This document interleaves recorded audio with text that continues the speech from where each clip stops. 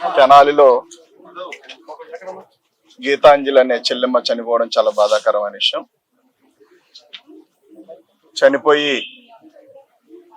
రెండో రోజు అయినప్పటికి కూడా ఇంకా కూడా టీడీపీ దాహం తీరినట్టుగా సోషల్ మీడియాలో వస్తున్న పోస్టులు ఇప్పుడు కూడా చూస్తా ఉన్నాం. అంటే చనిపోవడం కరెక్టే, చచ్చిపోతే మాకేంటి అనే భావంతో వాళ్ళు పెడుతున్న పోస్టులన్నీ కూడా కనిపిస్తా ఉన్నాయి. పూర్తిగా ఇదంతా ఎక్కడ నడుస్తా ఉందంటే ఒక సామాన్యులు కార్యకర్తలు చేసే కాన్సెప్ట్ అయితే అంత దారుణంగా మాట్లాడరు. ఖచ్చితంగా దీని వెనక మరలా లోకేష్ అనే వ్యక్తి హస్తం ఖచ్చితంగా ఉంది. ఆ లోకేష్ అనే వ్యక్తి మాత్రం పూర్తిగా చంద్రబాబు నాయుడు డైరెక్షన్ ఉందనేది అర్థమైపోతా ఉంది. మహిళ చనిపోతే కనీసం అయ్యో పాపం అనాల్సిన పరిస్థితుల నుంచి ఇంకా వాళ్ళ కసి తీరినట్టుగా రాబందుల్లా మీదబడి పీక్కు తింటున్న విధానం మనందరం కూడా గమనించవచ్చు. ఆ ఇంట్లో మహిళ చనిపోయి 2 పిల్లలు అనాథలు. వాస్తవంగా మన ఇంట్లో జరిగి ఉన్నా కానీ ఆ వేదన ఎవడు తీసేయలేడు. ఎప్పుడో నేను చిన్నప్పుడు మా చెల్లి చనిపోతే ఇప్పటికి కూడా ఫోటో ఎదురుగా పెట్టుకొని చూస్తా ఉంటా, మా చెల్లి చనిపోయింది అని. 5వ తరగతి అప్పుడు చనిపోయింది. ఇప్పటికి కూడా ఎవరు కనిపించినా ఆ హైరు అట్లా ఉన్న వాళ్ళు ఎవరు కనిపించినా చెల్లి అని పిలుస్తారు, పెద్దవాళ్ళు అయినా సరే. ఎందుకంటే నాకు అలాంటి ఫీలింగ్ ఉంటుంది కాబట్టి. వీళ్ళకి నాకు అక్క అన్నట్టుగా ఆడవాళ్ళకి కనీస గౌరవం ఇవ్వటం పక్కన పెడితే ఇవ్వలేకపోయినా పర్లేదులే కానీ ఇంకా వాళ్ళు దావాదిరి తీరినట్టుగా తాగుబోతులు సైకోలు వేరంగం వేసినంత దారుణంగా వీళ్ళు మాట్లాడుతున్న విధానం చాలా దారుణమైంది. ఖచ్చితంగా ఎవరైతే ఉన్నారో ఇప్పటికీ ఒక 5-6 ఐడెంటిఫై అయ్యారు. వాళ్ళందరికీ కూడా ఖచ్చితంగా శిక్షలు ఉంటాయి. ఎక్కడ రాజీ పడేదేముండదు.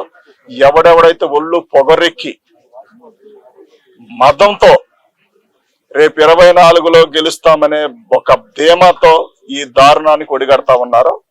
24లో గెలవటం ఒక పక్కన పెడితే 24 లోపులోనే మీ అందరికి కూడా ఖచ్చితంగా శిక్షలు పడతాయి. అందులో ఎటువంటి డౌట్ లేదు. ఈ పాప విషయంలో గీతాంజలి విషయంలో ఎవరెవరైతే ఎలాంటి దారుణానికి ఒడిగొట్టి అలాంటి భాష వాడారో వాళ్ళందరి మీద యాక్షన్ తీసుకుంటే ఎక్కడ రాజీ పడే పరిస్థితి అయితే లేదు. ఇదే లోకేష్ భార్య అయి ఉంటే ఏంటి పరిస్థితి? చంద్రబాబు నాయుడు గారి భార్య అయి ఉంటే ఏంటి పరిస్థితి? చంద్రబాబు నాయుడు గారి భార్యని మనకసరికే అసెంబ్లీలో ఆ వంక అడ్డం పెట్టుకొని బయటకు వచ్చి రోడ్డుకు వచ్చి ఏడ్ చేసి నా భార్యని అన్నారని ఫీల్ అయ్యాడు కదా. ఇవాళ పరాయి పిల్ల, నీకు సంబంధం లేనమ్మాయి, జగన్మోహన్ రెడ్డి గారు ఇచ్చిన ఒక పథకం ద్వారా సొంత ఇల్లు అంటే నీకంటే అక్రమంగా 6 లక్షల కోట్లు దోచేసి హైదరాబాద్ లో విలాసంగా 1200 కోట్లు పెట్టి విల్లా కట్టుకున్నావు కాబట్టి, నీకు బిల్డింగ్ కట్టుకున్నావు కాబట్టి నీకు ఆ విలువ తెలియదు. సెంటు స్థలం లేక, సెంటున్నర స్థలం లేక, ఇల్లు లేక రోడ్ల మీద పడిగాపులు కాసి ఇంటి అద్దె కట్టుకోలేని పరిస్థితిలో ఉన్న వాళ్ళందరికీ మాత్రమే తెలుస్తుంది. అయినప్పటికీ ఆ సంతోషం అమ్మాయి 10 మందికి షేర్ చేసుకోవాలని ఆ హ్యాపీలో మాట్లాడింది. ఎందుకంటే ఎక్కువ ప్రేమతో 4 సార్లు 5 సార్లు అనేది లెక్కేసుకోలేదు. అమ్మాయికి అంత తెలియదు కూడా, లోకం అంత తెలియని కూడా తెలియదు. ఎందుకంటే ఆ ఎమోషన్ లో మాకు ఇన్ని పథకాలు వస్తా ఉన్నాయి కాబట్టి, మాకింత జగన్మోహన్ రెడ్డి గారు మేలు చేశారనే దాంట్లో 4కు బదులు 5 అనే ఒక పదం వాడటం వల్ల మీకు అది ఎక్కడ బూతులాగా అనిపించిందో నాకైతే తెలియట్లేదు. కానీ నేను ఖచ్చితంగా చెప్తున్నాను, మీకు ఒకవేళ కోర్టుల నుంచి రకరకాలుగా తప్పించుకోవడానికి విశ్వ ప్రయత్నాలు చేయొచ్చు, కానీ భగవంతుడి దృష్టి నుంచి మాత్రం ఏ రోజున తప్పించుకోలేరు. ఆయన లెక్కలు వేరుగా ఉంటాయి. ఆయన కర్మ కాల్చదలుచుకుంటే ఏ రకంగా ఉంటదంటే, మనకి ఎన్ని రకాలుగైనా ఆ కర్మ అనేది వెంటాడుతూ ఉంటది. తిరుమల వెంకన్న దర్శనం చేసుకొని స్వామి ఆశీస్సులు పొందటం చాలా సంతోషంగా ఉంది. రాబోయే ఎన్నికల్లో జగనన్న రెండవసారి ముఖ్యమంత్రి అవ్వాలి. ఎమ్మెల్యేలు, ఎంపీలు అందరూ కూడా గెలిచి ఈ రాష్ట్రాన్ని మరింత అభివృద్ధి వైపుకు నడిపించాలని మనస్ఫూర్తిగా కోరుకున్నాను. అండ్ నిన్ననే ఒక ఇన్సిడెంట్ జరిగింది రాష్ట్రంలో. నిజంగా ప్రతి మహిళ కూడా బాధపడే విధంగా ఈరోజు గీతాంజలి తన జీవితాన్ని చాలించడం చాలా బాధేస్తుంది. కేవలం ఇన్నోసెంట్గా తనకొచ్చిన ఇంటి పట్టాని సంతోషంగా మీడియాకి చూపించి ఆనందంగా మాట్లాడటమే ఆవిడ చేసిన తప్ప అని నేను అడుగుతున్నా. ఈరోజు ఐటీడీపీ కానీ జనసేన కానీ ఏ విధంగా ఆ అమ్మాయిని వల్గర్గా మెసేజ్లతో కానీ వీడియోస్తో ఎంత వేధించారో ఈరోజు అవన్నీ చూస్తుంటే, మహిళని గౌరవిస్తున్న ఈ పుణ్యదేశంలో ఇలాంటి ఘటన నిజంగా చాలా దురదృష్టకరం. ఎవరైతే ఈ కార్యక్రమం చేసి ఆ అమ్మాయి చావుకు కారణమయ్యారో వారందరికీ పనిష్మెంట్ ఇవ్వాలని భగవంతుడిని మనస్ఫూర్తిగా కోరుకున్నా. అలాగే గీతాంజలి ఆత్మకి శాంతి కలగాలని మనస్ఫూర్తిగా కోరుకుంటూ, నిజంగా ఈరోజు ఇద్దరు ఆడబిడ్డలు తల్లి లేని బిడ్డలుగా మిగిలిపోవటం దురదృష్టకరం. ఇప్పటికైనా బుద్ధి తెచ్చుకొని ఈ ఐటీడీపీ కానీ జనసేన కానీ వారి హద్దుల్లో వారు ఉంటే బాగుంటుంది.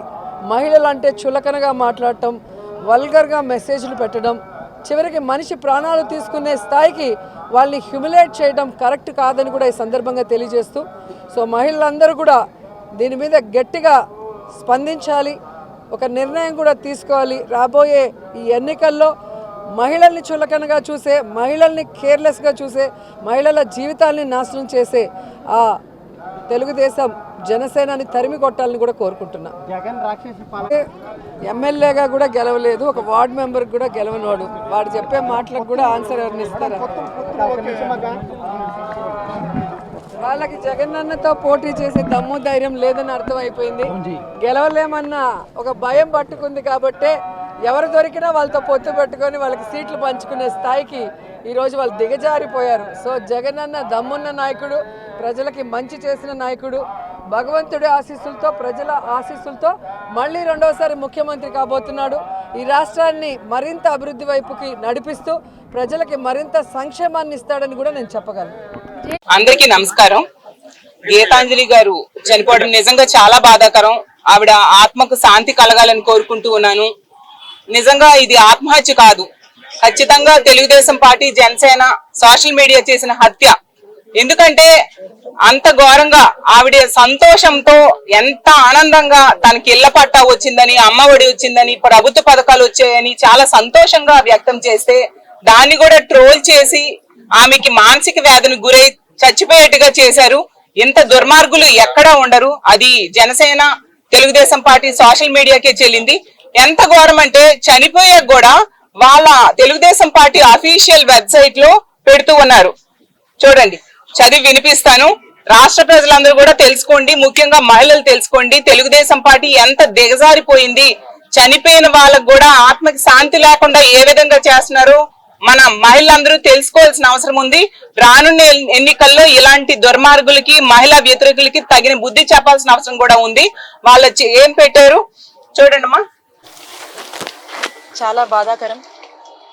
ఒక అమాయకురాలు, అందరు ఆడపిల్లల్లాగే, అందరింట్లో ఉండే ఆడపిల్లల్లాగే ఒక ఆడపిల్ల తనకు ప్రభుత్వము ఒక సొంతింటి ఆస్తిని ఆమెకి ఇచ్చారని చెప్పి గౌరవ ముఖ్యమంత్రి వర్యులు శ్రీ వైఎస్ జగన్మోహన్ రెడ్డి గారి పాలనలో ఆవిడ అమ్మఒడి లాంటి సంక్షేమ పథకాలను అందుకొని, అలాగే ఇంటి పట్టాన్ని అందుకొని, ఇది బహుమతి, నన్ను ప్రభుత్వం గుర్తించింది, మనకున్నటువంటి ఇబ్బందుల్ని గుర్తించింది, మనకు ప్రభుత్వము ఈ మంచి చేసిందని చెప్పి తన ఒక ఇంట్లో అమ్మాయి సడన్ గా గవర్నమెంట్ నుంచి ఇలాంటిది ఒక మంచి జరిగితే ఒక భరోసా అనేది తనకు అనిపించి, ప్రభుత్వం ఇచ్చినటువంటి భరోసా మీద తనకు ఒక సంతోషం అనిపించి, ఆ సంతోషాన్ని తను ఉండబట్టలేక తను ఓపెన్ గా ఎక్స్ప్రెస్ చేసినటువంటి పరిస్థితి.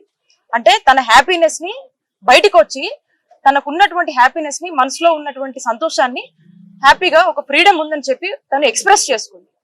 ఇలాంటి ఈ అంశాన్ని ఏదైతే ఉందో, ఈ సంతోషాన్ని కొద్ది రోజులు కూడా లేకుండా మరి తనకు వచ్చినటువంటి లబ్ధిని చెప్పి, తనకు జరిగినటువంటి మేలుని చెప్పి, తనకు అనిపించినటువంటి సంతోషాన్ని జనాల్లో ఎక్స్ప్రెస్ చేస్తే, తన మీద ఈరోజు టీడీపీ వాళ్ళు కావచ్చు, ఉన్నటువంటి వాళ్ళందరూ కావచ్చు, అందరూ కలిసి తనని టార్గెట్ చేసి కేవలం తనకు జరిగిన లబ్ధినే, తనకి ఈ ప్రభుత్వంలో మంచి జరిగిందని, జగనన్న ప్రభుత్వం వల్ల మేము బాగున్నామని తను వ్యక్తపరిచినటువంటి అంశం మీద తను ఎక్స్ప్రెస్ చేస్తే, ఈ రోజు తీరా చూస్తే ఈ టీడీపీ వాళ్ళు కావచ్చు, మిగతా వాళ్ళు కావచ్చు, అందరూ కూడా ఫస్ట్ ఆఫ్ ఆల్ మంచి చేయటం అనేది టీడీపీ వాళ్ళకు తెలియదు.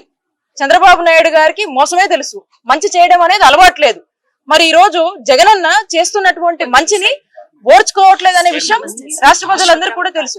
కానీ ఈ మహిళ తను వ్యక్తపరుస్తే కొంతమంది సోషల్ మీడియా రూపంలో వచ్చి మరి ఏ విధంగా తను మెంటల్ గా టోటల్ గా డిప్రెస్ అయ్యేలాగా, ఏ విధంగా తను మానసికంగా ఇబ్బంది పడే విధంగా అసభ్యమైనటువంటి పోస్టులు పెట్టి తను కంప్లీట్ గా కూడా తన లైఫ్ మీదనే ఇంట్రెస్ట్ పోయేటువంటి ఒక భావన తనకు కల్పించి, మరి ఇదంతా ఏంటి, నా మీద ఇలా జరిగిందని తను ఎవరికి కూడా చెప్పుకోలేనటువంటి పరిస్థితుల్లో ఈ బాధ తట్టుకోలేక ఇద్దరు పిల్లలు ఉన్నటువంటి ఆ తల్లి వెళ్ళి రైల్వే ట్రాక్స్ మీద ఏ విధంగా తనకి తను సూసైడ్ చేసుకుందా అనే విషయం మీ అందరికి కూడా తెలుసు. ఇప్పుడు ఆపరేషన్ లేకుండానే మోకాళ్లకు ప్లాస్మా ట్రీట్మెంట్. మీ ఆర్థోపెడిక్ సమస్యలన్నిటికీ రోబోటిక్ టెక్నాలజీ ద్వారా తక్కువ ఖర్చుతో శాశ్వత పరిష్కారం. Free consultation. ప్రతి ట్రీట్మెంట్ పై 20% డిస్కౌంట్. ఈ ఆఫర్ కొద్ది రోజులు మాత్రమే. త్వరపడండి. V9 hospitals 9281465842.